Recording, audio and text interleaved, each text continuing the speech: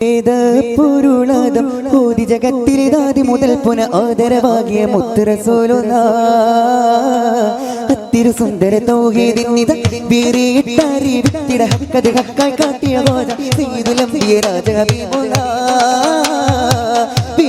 പൊരുളാദം ഓതി ജഗത്തിലിതാതി മുതൽ പുന ആദരവാകിയ മുത്ത് റസൂലുള്ളാഹ്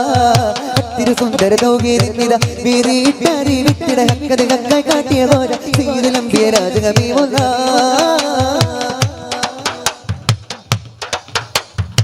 ദൂതരഹീനായത്തിൻ തിരുവെട്ടം കാട്ടുന്നേ തൗഹീദിൻ മധുമുത്താൻ ആശിഖുകൾ കൊതിച്ചെത്തുന്നേ നാദം ഹീദായത്തിന്റെ കുളിനാദം കൊണ്ടുന്നേ നാഗത്തട്ടുകൾ